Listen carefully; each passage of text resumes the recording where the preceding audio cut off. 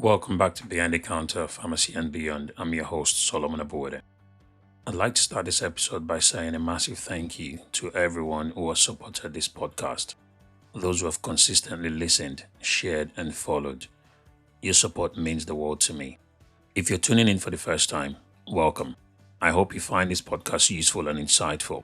I highly recommend going back and listening to the previous episodes, especially episode 4, where I discuss the truth about running a business, what no one tells you.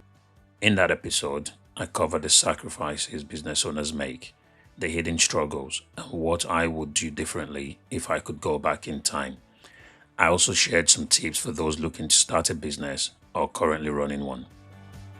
If you enjoy the podcast, please hit the follow button, like, and turn on notifications so you don't miss a new episode. I also welcome your feedback. Let me know what you like and what you think I can improve. Your input is valuable and I appreciate every single listener. Thank you for being here. Today I'm sharing my experience about something critical in business, customer trust and business growth, the secret to scaling up. Because let's be real, without customers, you have no business, right? You can have the best products, location, and even the best intentions, but if your customers don't trust you, none of that matters. So let's explore how I built trust in my first pharmacy and how that trust became the foundation for scaling my business. These principles remain at the core of everything I do today. Let me start by telling you about the first customer who took a chance on us. The first day of trading was an interesting one for me. It was on the 11th of April 2011 and we were set to open at 7 a.m. I was there bright and early at 6 a.m. going through the final checks, making sure everything was in place. I felt a mix of excitement and nervousness. We had done everything we could, and now it was time to see what reality had in store for us. At around 6:50 a.m., I had a quick pep talk with my team, which at the time was just 3 of us, and we opened the doors. In all honesty, I expected a small rush of curious customers, especially since we had done some local advertising and distributed promotional leaflets offering 20% off any shop items. But to my surprise, not a single person walked in with a leaflet. And that was my first wake-up call. Marketing doesn't always work the way you expect it to. I realized that very early in business. I could only stay for the first few hours, 5 hours to be exact, before heading to my other job for a 1 p.m. shift. A friend had kindly offered to work the first day for free, which was a huge relief. In those first 5 hours, we had a handful of curious customers walk in, a few small sales, but no prescriptions dispensed. And at around 12:30 p.m., I packed my bag, said my goodbyes, and left for my other job. That day at work was surreal. I was standing behind the counter as a responsible pharmacist at my job, the job paying my bills, while 9 miles away, the business I had built from scratch was opened for the first time, and I couldn't be there. Naturally, my mind was engulfed with what was going on in my business, but I had to be fully present for my patients and my other job, knowing that I couldn't control what was happening in my own business. Then at around 5 p.m., my phone rang. It was a call from the pharmacy. I answered it immediately, half expecting that something had gone wrong, but instead I had cheers and excitement in the background. My team was calling to tell me that we had dispensed our very first prescription, 2 packs of omeprazole 20mg capsules. That moment lives rent-free in my head today and still sticks with me. Even today, I remember the customer's name. When my shift ended at 9 p.m., I drove straight to the pharmacy to be there for the last hour and a half or so. That first prescription did turn out to be the only one we dispensed on that day. And while we closed the doors at 11 p.m., I felt a mix of emotions. I felt pride that we had gotten over the line and opened the door successfully. I also felt fear that we had only dispensed 1 prescription item in 16 hours, and I wondered if that was what the future held for us. And finally, I felt hope that if we took it one day at a time, we would grow. And that was exactly what happened. Things turned out to be good. We did grow, but it was not without major hiccups and learning curves. We had to learn the art of building trust. I remember the first few months, standing behind the counter waiting for people to walk in. I knew we had to do more than just exist. We had to become a trusted part of the community we had found ourselves in. In those first few months, I realized very quickly that just because we were open didn't mean people would automatically walk in. The community already had pharmacies they trusted. Why would they take a chance on us? So, what did we do? We had to stand out. We had to make an impression. And we started doing things like engaging our customers more. We spoke to people. When they came in, we learned their names. We made them feel heard and valued. We offered advice even before they asked. And that small, consistent effort started to pay off. Slowly, we weren't just a new pharmacy, we became their pharmacy. I always knew the only way we could compete with a big chain pharmacy across the road was to go above and beyond. As an independent pharmacy, we had that advantage. We really started to make it about customers and offer personalized services. We did things like instead of just handing out medication to the patients and off they went, we took a moment to ask how they were feeling and ask about their day, how the day was. We went over and beyond to cater for their needs and took the time to get to know them personally. We asked about their children, their parents. Every customer was referred to by name, and we were quick to serve them when they came in. They never waited. After all, we weren't very busy in the early days, so we could afford to do that and would really leverage that. We counseled them about each medication they were prescribed, and the dosage was explained to them clearly. We gave them an opportunity to ask questions and gave them all the time they needed to address those questions.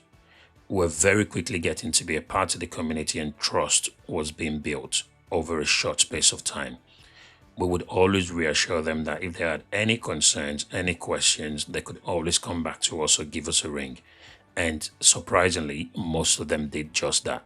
They would call us about the most obscure things, and very quickly we became the place to come and speak about their health. Questions they did not get the time to ask their GP during their appointments, they would come to us and ask those questions, and we always did all we could to help. That was when I realized that people don't just remember what you sell them, they remember how you made them feel. That's why customer service in pharmacy or indeed in any business isn't just about dispensing medications or selling your products or services. It's about care, empathy, and consistency. As human beings, we all want to feel valued. And if you can provide that to your customers, you're onto a winner.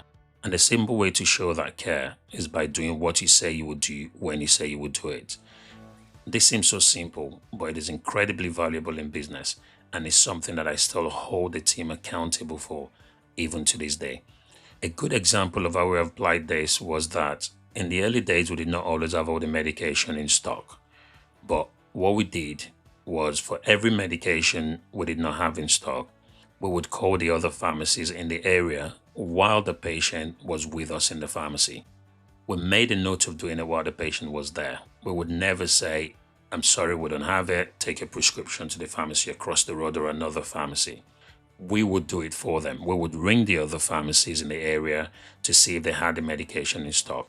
If they did, we would then ask the patient if it was okay for them to pick up the medication from that other pharmacy on this one occasion. And we would order the items in and make sure that we had them in stock for them the next time. Now, you may be wondering, why would we send our customers to our competitors? But by doing this, we were showing the patient that what mattered the most to us and what was most important was them getting their medication. It was more important than us getting paid or the business getting the money. And honestly, this works like clockwork. They would always go to the other pharmacy, but only on that occasion. The next time they would come back to us, and we made sure that we had that medication in stock for them. It was such a simple but effective way to operate. If I ever doubted that this approach was working, there was a particular incident that cleared that doubt. It was a few months into us trading, and a patient had presented with a prescription for a baby's milk. The child was only about 7 months old at the time, and we did not have the milk in stock. I did what we would usually do and informed the mother that we did not have the milk in stock. I picked up the phone to call the pharmacy across the road as usual, and to my shock, the mom said, "No, don't worry about it. You can order in, right?" I said, "Yes, it'll be in the morning." She then said, "It's fine. I would rather wait for it to come in tomorrow and get it from you than go to the other pharmacy over the road." She had just enough milk to see them through the day, and she would top up with breast milk if needed, even though she was weaning off. That was a significant moment for me. The moment I knew we're turning the tide and customers were starting to trust us. I once had another customer come to say that he used to go over the road, but he would never go there again, he said. He said he preferred us at his pharmacy because we actually take the time to talk to him and discuss his medications. He said at the other pharmacy was just another patient, just a number. This was a light bulb moment for me, and I realized that people don't just come for prescriptions, they come for a connection. And when that connection is made, you activate the power of the word of mouth marketing. One of the most powerful growth strategies I discovered wasn't fancy advertising or expensive promotions. And don't get me wrong, there's room for that and you will most definitely need that. The powerful growth strategy was word of mouth. When customers trust you, they tell others. And when those new people experience the same great service, they stay and they tell some more people, and so on and so on. Think about it. How many times have you chosen a service because someone recommended it to you? That's the power of trust. It multiplies your business for free. At first, we were working hard just to get one customer through the door. But then I started noticing a shift. I started noticing new customers were coming in because someone had told them about us. I got curious naturally and made a note to ask how or even why had they chosen to come to us. And you would typically get things like, oh, it's because you're open late. But quite a lot of times we started getting things like, my mom said you were very good, or a friend told me about you. My neighbor said you always had the medication in stock. That was when I realized we weren't just running a pharmacy, we were building a reputation, and that reputation was growing our business for us. There was a patient who trusted us so much that they recommended us to their entire family. Before we knew what was going on, their husband, daughter, even their neighbors started coming in. That's when I saw firsthand that trust multiplies your business for free. Eventually, that trust will translate to business growth, and that was what happened with us. The beauty of any trust is that it doesn't just keep your business alive, it helps it grow. Because if you think about it, as your reputation builds, so does demand. And once we had that, it became easier to expand, to take on more services, and to even open new branches. If you're running a business today and wondering how to grow, focus on the people first. The numbers will follow. It's really as simple as that. We had an exponential growth, and I still believe to this day it was unique to us at the time. In pharmacy, performance is typically measured in the number of items you dispense each month. And for the first 2 years, we dispensed more items every single month compared to the previous month. Things were moving fast, and as time passed, we had become a key part of the local community. We got involved in all sorts. We started attending local business meetings and started to give back to the local community in different ways. The Midway Pharmacy brand was starting to be known, and I started to notice changes in the way people referred to us. You would get people on the phone while they're in the pharmacy speaking to family or friends, and they would say things like, I'm at the new pharmacy up the avenue. That changed to, I'm at Midway Pharmacy. People started to refer to us by our trading name, and this was great to see. We had the opportunity to acquire other branches at the time, but we made the decision to stick to the one and learn our lessons with that one, and this proved to be a great way to go about things. But eventually we were ready to scale. It took us 6 years to get our second branch. By that time, we'd learned a lot. We'd refined our processes and built a loyal customer base. We weren't in a rush to expand. We wanted to do it right. We had other colleagues and pharmacy owners who had started around the same time as us and had gone really quickly to get multiple branches. By the time we were going to a second branch, they'd closed down all of their branches and didn't have any branch at the time. That's one of the biggest lessons in scaling. Growth should be intentional. Expanding too fast without a strong foundation can do more harm than good. We took our time. We made our mistakes, learned from them, and put systems in place to ensure that when we did grow, we could sustain them. Our second branch was an exciting but challenging transition. It was in a completely different area with a different customer base, and it required us to build trust all over again. But the reputation of our first branch helped immensely. We had customers who worked in the area of our new branch or had family members and friends living there and already knew our standard of care. That word of mouth trust helped us get to a strong start. From there, growth became more strategic. We continued expanding, acquiring more pharmacies, and each time we applied the same core principles, which are 1. Customer trust first. Every new location needed to earn the trust of its community before it could thrive. 2. People over profits. We hired the right people, trained them well, and ensured they understood our core values. 3. Processes and consistency. As we scaled, we built systems to maintain quality service across all branches. And finally, knowing when to say no. Not every opportunity is the right one. We turned on pharmacies that didn't align with our long-term vision, but we learned this the hard way. Building Midway Pharmacy from 1 branch to 6 branches was never just about growth. It was about sustainable, meaningful growth.